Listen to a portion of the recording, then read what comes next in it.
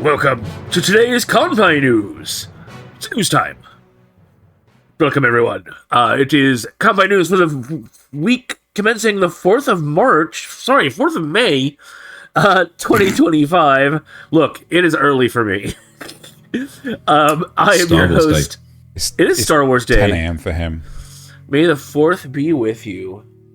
Don't do that. I am. Watch out for the Revenge of the 5th. Although it'll be the 6th when this goes out. Oh, that's so funny. You never heard Revenge of the 5th? Okay. No. Well, first bit of news. Xeno learned something today. I am your host, Nasuth. I am joined as always by Xeno and Thaylien. How are you boys this week?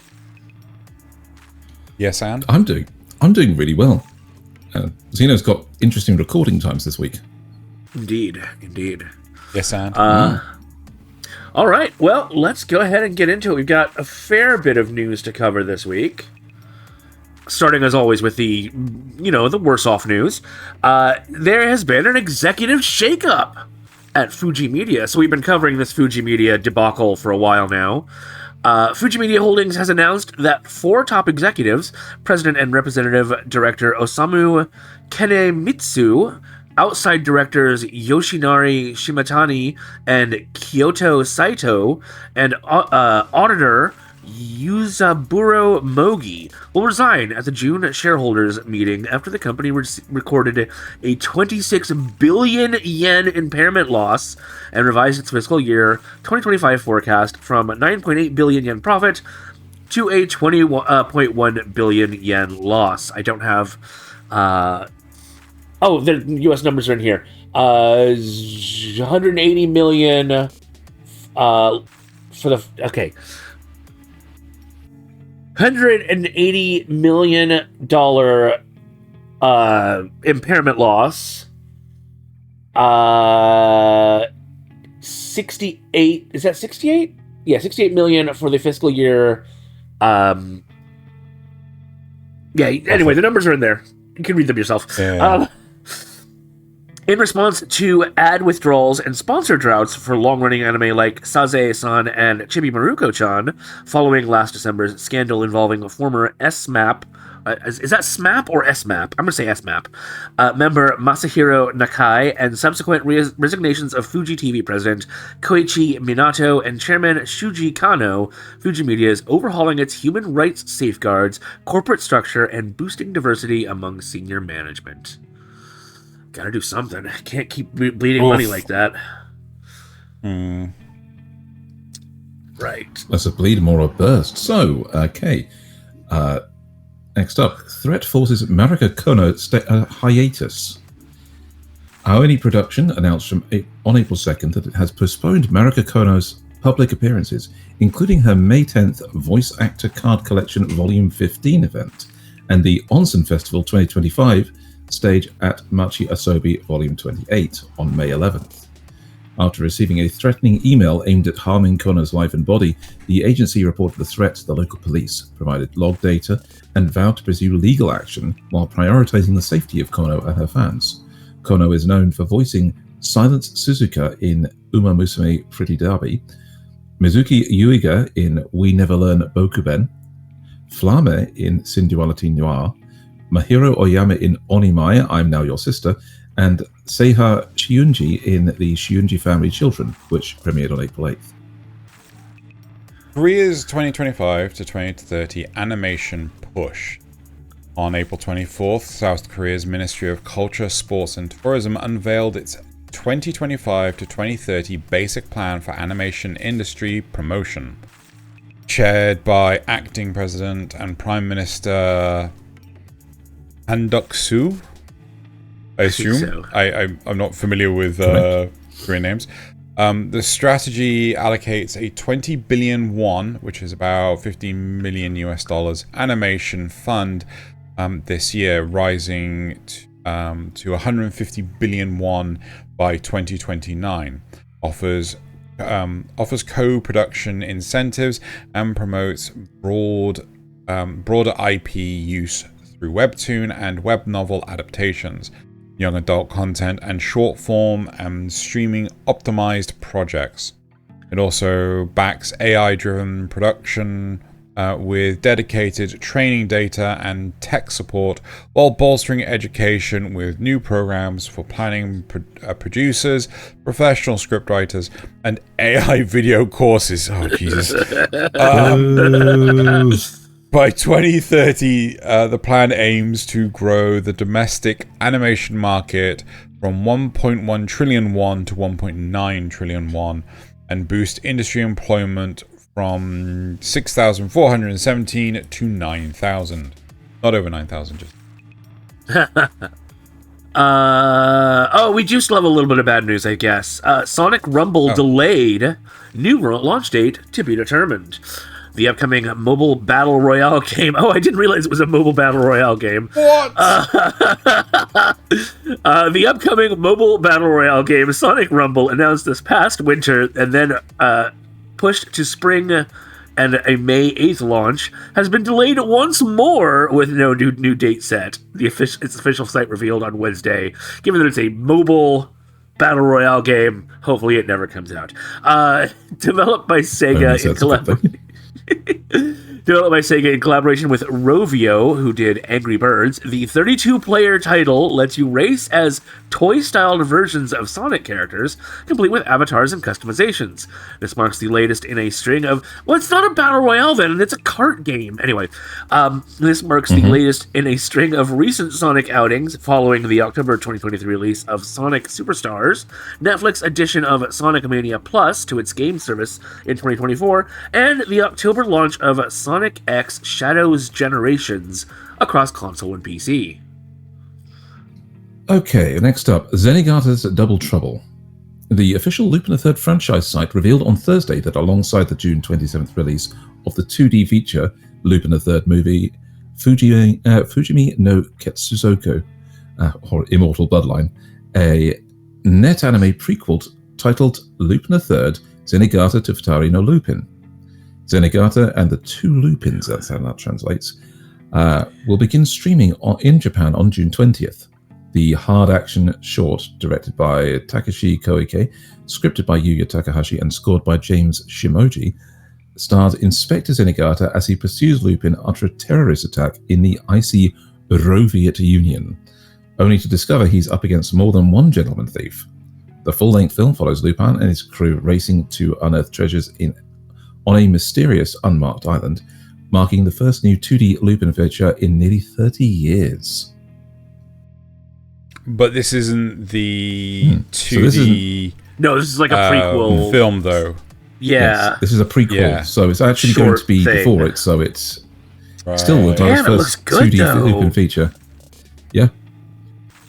I'm guessing they put more into the animation because it's a short production. I gave this one specifically to Xeno. Evangelion Symphony heads stateside. Yep. Sony Music, Studio Kara, Kashiamara? Kashiamara. Sorry, Productions, yeah. And 54 Entertainment announced on Monday that Evangelion Wind Symphony concert featuring tracks from the original Neon Genesis Evangelion series and Rebuild films will tour to North America this August, with opening theme singer Yuka Takahashi joining for select segments. The tour kicks off at Meridian. Yeah, Meridian Hall in Toronto on August 26th. Moves to the pavilions in Irving. Yep. Irving, Texas on August 28th. And wraps at the Dolby Theatre in Los Angeles on August 30th. Tickets go on sale now via Kashiamara Productions, and the first 1,000 ticket holders at each stop will receive a limited edition concert badge, unlocking a secret surprise to be revealed soon, all in celebration of the franchise's 30th anniversary. That would mean having to travel to Texas, and I don't want to do that. So that's not happening.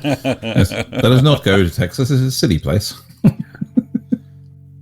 So, Grave of the Fireflies lands on Blu-ray. G-Kids and Shout Studios will release the late Isao Takahata and Studio Ghibli's Grave of the Fireflies on Blu-ray and DVD combo, and a limited steelbook on July 8th, featuring storyboards and interviews with Takahata and film critic Roger Ebert. Is he the one that died? No, it was Siskel that died, wasn't it? Based on Akiyuki Nosaka semi-autobiographical novel, the 1988 film, originally double-billed with Hayao Miyazaki's My Neighbor Totoro, wow, that had to be a whiplash. Wow! Follows a brother and sister surviving World War II's final months. Previously released on home video by Central Park Media, ADV Films, and Sentai Filmworks, and added to Netflix on September 16th, G-Kids holds the North American theatrical rights. Now, I did do a little looking into this because I really wanted to buy this. But only if it was an actual remaster, and only if it wasn't too expensive. And it turns out, for a steelbook, it's only $23, or at least it was where I got it. And it is 100% a remaster. So there's apparently also a theatrical re-release coming soon. Probably using the remaster. Nice. I'm just trying to think of what kind of tone shift. The only comparable tone shift there would have been is Barbie and Oppenheimer releasing at the same time. You know? Seriously. Oh, dear. Right. I gave this one specifically to Thaylien. Give me this one. Okay, so after the Gardevoir one, Eevee goes life-sized. There's a legend about a certain Pokemon and their trainer. But enough about that. The official Pokemon website revealed on April 18th that the new life-sized Evee plush doll, measuring 36 centimeters high, 41 centimeters wide, and 25.5 centimeters long, weighing in at around 396 grams, nearly half a kilo, launched in the Pokemon Center online store at 10 a.m. Japan time on April 24th, and in retail on April 26th for 3,850 yen, or about $27. Alongside Eevee is Evolutions. Vaporeon, Jolteon, and Flareon debuted as 44,000 yen, or about $308 US dollars. Life-size plushies with Vaporeon. Hang on, let's do a quick maths on this. Yeah, about double the size in most cases, weighing in at 4.5 kilos each for Vaporeon, Jolteon, and Flareon. With the remaining evolutions, Espeon, Umbreon, Leafeon, Glaceon, and Sylveon slated for future release. But this is what they'll look like. Yes. Not for long if the internet is going to internet. Comparison again, yeah. Can I just say that she's got an eye on people. Moving on. Gundam Shields as rain gear. The Gundam Info portal revealed on Friday that Premium Bandai has launched a line of Gundam-themed umbrellas modeled after the shields of iconic mobile suits. The RX-78-2 Gundam, the MS-06 Zaku 2, the MS-06 Zaku 2 Char's Custom, the MS-07, I think that's pronounced Goof, from Mobile Suit Gundam, and the Beam Shield from... Okay, I'll just strike Gundam. Don't care about freaking... Anyway. This is why you gave it to me, is because of bloody... Anyway, right. Each umbrella measures at 92 centimeters by 126 centimeters, about 36 to 50 inches. 36 by 50 inches. Retails for 69,330 yen. 6,930 yen, which is about $50 US, and includes a matching case. Because of the cases. Can't say this word. Embolized with emblazoned. Emblazoned, with either the EF-SF or Principality of Xeon emblem. While Strike Freedom Type 2 umbrella comes with a compass emblem case, which tells you the direction to the nearest bin so you can throw it away. Yes. Which nobody cares about and can get lost. Yeah, like interesting shapes for umbrellas. So I definitely can't play anything on this one because this is Major League Baseball. They will copyright strike us so fast. And so home run. And we don't even get 3 that time. Yeah. Home run under the moonlight. Los Angeles Dodgers superstar Shohei Ohtani made Women's Night on April 29th truly magical by walking up to the bat to Moonlight Densetsu, the opening theme of Sailor Moon, personally chosen by his wife Mamiko Tanaka. He promptly launched the first pitch into right field for his first home run since welcoming his daughter on April 20th. Well, congrats. Helping the Dodgers. Weird phrasing, I know. That is. Oh. No, that's aura. That is. He's walked on pitch to his wife's recommended anime opening and then smashed a home run for his first fucking ball. That's impressive. Helping the Dodgers to a 15-2 win over the Miami Marlins. Ohtani's signature two-finger eye slash, more a playful nod to his Decote Cosmetics ad than Sailor Moon's transformation, has become a team celebration staple ever since his April 2nd walk-off homer. Last season, Tanaka similarly picked Yugo Kanno's Il Vento d'Oro from JoJo's Bizarre Adventure Golden Wind for another Women's Night walk-up song. Fantastic. And Nasuth, if you want to reveal my taboo in the... wrong show. I think this is the ad, but again, I'm not sure I could play any of it. So, more Gundam news. So, for our last little bit of news, Gundam Wing soars in Overwatch. I got a hope there until I saw Overwatch. On April 29th, Overwatch 2 teamed up with Mobile Suit Gundam Wing to celebrate the anime's 30th anniversary, introducing legendary skins for Wing Gundam Zero from Endless Waltz, on Mercy, Gundam Epion on Ramatra, Gundam Deathscythe Hell on Reaper, and Tallgeese on Soldier 76, with a full gameplay trailer debuting on the Bandai Namco Entertainment America YouTube channel, after both franchises teased a crossover on April 18th with Mercy's Wing Gundam Zero EW skin reveal. Endless Waltz. That's supposed to be Wing Zero? Well, they can't have its wings too long because Mercy's wings are tiny, so... Oh, and I guess it's got to be feminized, too, because it's going on Mercy. Okay, that's fair enough. It's the thing about these games, they've got to have the profile still look the same for people from the distance. But, hey, at least they can't go completely wrong like they did with Deathscythe Hell being a guy with 2 shotguns instead of a giant scythe. God. Why didn't they give it to Reinhardt? Why not? They could have. Mostly because Reinhardt's had a fucking million skins already, but I can't believe it's been 30 years since Gundam Wing came out. Reinhardt's had something in literally every crossover. Well, I don't know which other skins would actually have a melee. Literally something in every one of them. He was. I think he was Optimus Prime. He was. No. I don't know which other characters have are melee. So they could have. That's a good point. But there's been a lot of criticism floating around on Reddit about this. Like why wasn't Anna Tallgeese or something like that? And no idea who the heck the Epion is. Anyway, right. So moving on to the anime and manga releases from April 27th to May 3rd. Bulk of the releases came out on April 29th, with some exceptions. In anime, Crunchyroll released Classroom of the Elite Season 3, unfortunately, at $70. And everyone just threw it right into the trash? Yep.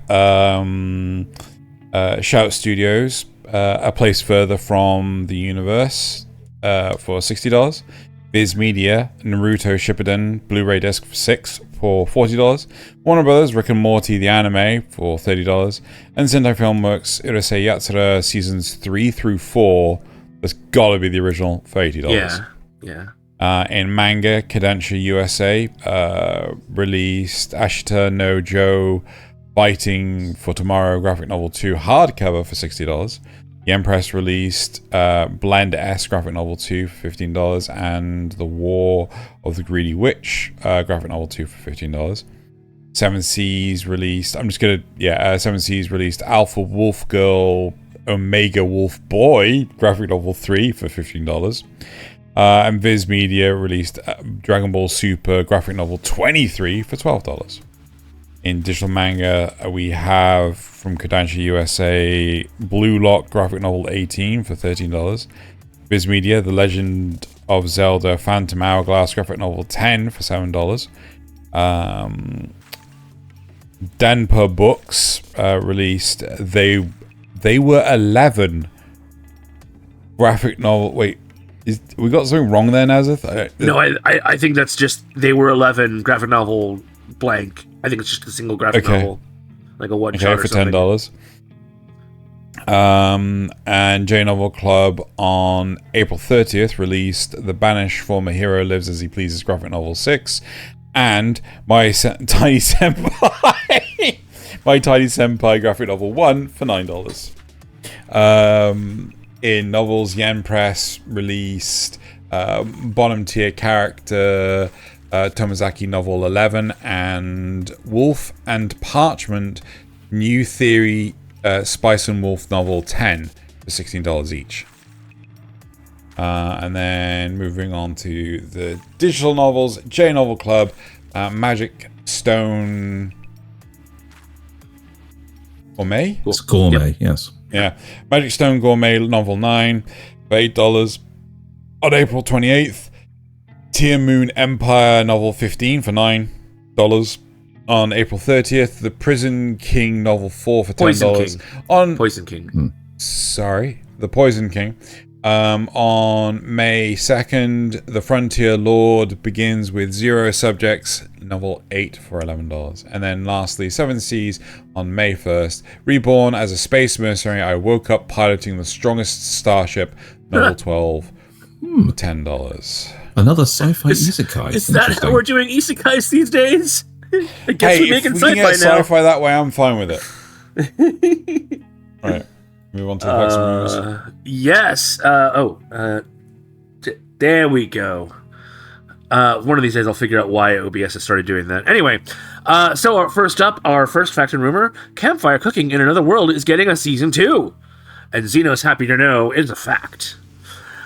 Studio Mappa has officially confirmed that Campfire Cooking in Another World of My Absurd Skill will return for a second season, set to premiere in October 2025.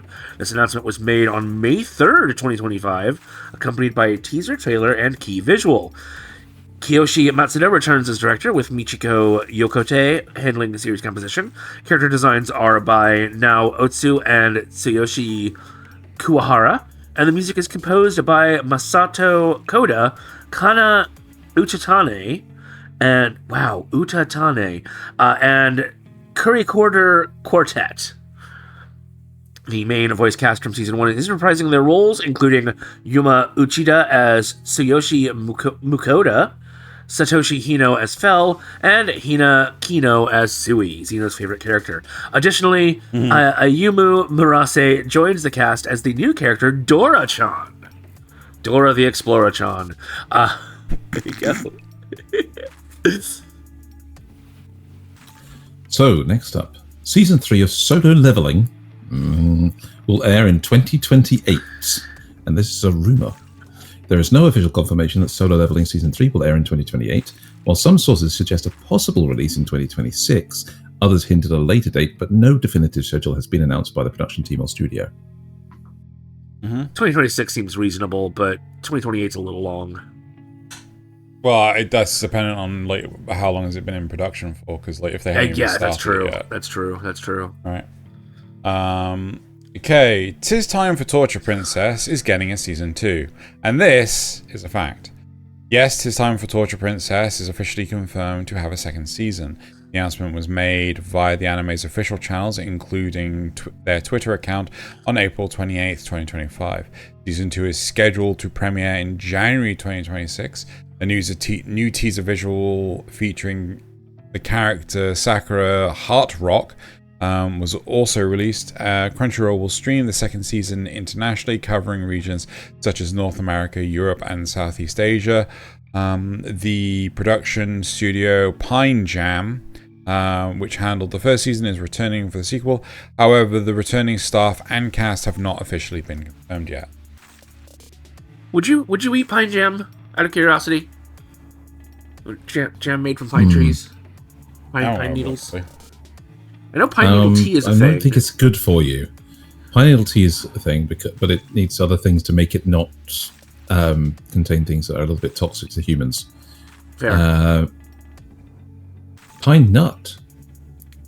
Pine nut. Let's get on with the next one. But pine nut butter I would eat. We're keeping Xeno from doing things. Anyway, so Frieren Season 2 will air January 2026. And this, I think everyone is excited to know, is a fact.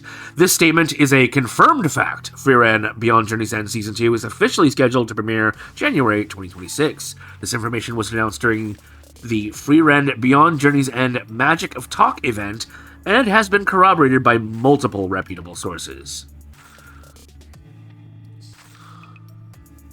Absolutely. And Thaylien... This is great news. So, I am so happy. So, for the final one, our last factual rumor, Ascendance of a Bookworm is getting a Season 4, which will air in 2026.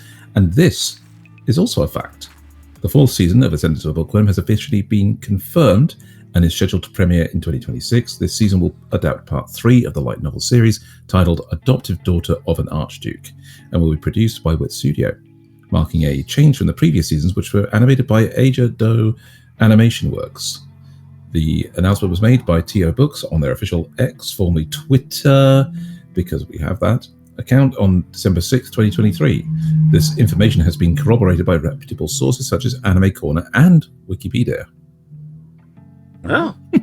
I didn't even know there was more than one season of that. Anyway, that does it for the news this week. Make sure you stay tuned later this week for Kanpai Cast, where we're discussing background characters that left more of an impact than the main character. I think that's going to be a very fun discussion. So make sure you tune in for that, and we'll see you back here next week for more news. For more news.